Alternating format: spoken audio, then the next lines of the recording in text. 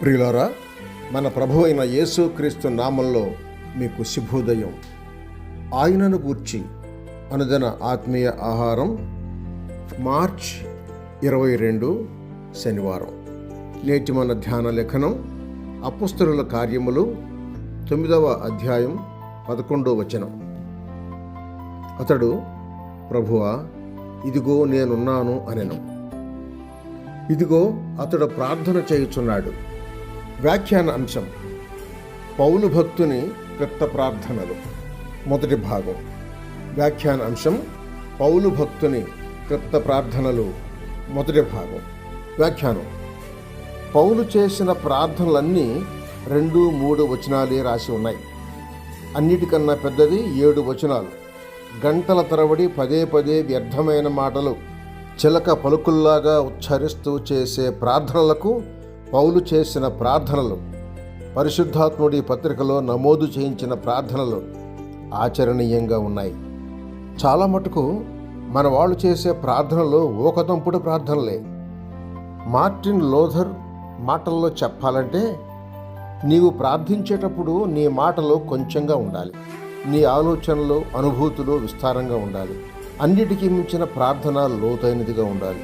నీవు ఎంత తక్కువ మాటలు వాడితే నీ ప్రార్థన అంత పెద్దదిగా ఉంటుంది అని. బహిరంగ శారీరక ప్రార్థనలు పెదవుల కదలిక నుండి పుడతాయి. శబ్దాలు, మాటలు ఎలాంటి ఆలోచన లేకుండా దొర్లుకుంటూ వస్తాయి, వచ్చి మనుషుల చెవులకు సోగుతాయి. కానీ ఆత్మతో, సత్యంతో చేసే ప్రార్థన అంతరంగంలోని అభిలాషలు, నిట్టూర్పులు, గుండెలోతులో నుండి వస్తాయి. దేవుని కంటే తమ ప్రార్థనను ఎక్కువగా నమ్ముకునే వేషధారుల ప్రార్థనలు దీర్ఘంగా ఉంటాయి. దేవుని బిడ్డల ప్రార్థనలు క్లుప్తంగా ఉంటాయి. మత్తయి సువార్త 6వ అధ్యాయం 7వ వచనంలోని మాటలు చదవండి. అపోస్తలుని ప్రార్థనలు సంక్షిప్తంగా ఉన్నప్పటికీ ఎంత ఖచ్చితంగా ఉన్నాయో చూడండి. పై సంగతులు పదే పదే చెప్పుకుంటూ వెళ్ళిపోవడం కాదు. ఈ విషయంలో మన ప్రార్థనలు ఎంత వెనుకబడి ఉన్నాయో మనమే చూసుకుందాం. మనం చేసే ప్రార్థనలో ఒక అంశం ఉండదు, మంట ఉండదు, పరిశుద్ధాత్మ నడుపుదల ఉండదు. ప్రార్థనలు కొంత ప్రసంగంలాగా, కొంత మన ఇష్టాలు దేవునికి చెప్పడంలాగా ఉంటాయి. అంతా కలిపి ఆమెను చెప్పాక ప్రార్థించిన ఆయన ఏం ప్రార్థన చేశాడు అంటే ఎవరికి గుర్తుండదు. చాలామంది ప్రార్థనలో దేవునికి ఇన్ఫర్మేషన్ ఇస్తూ ఉంటారు.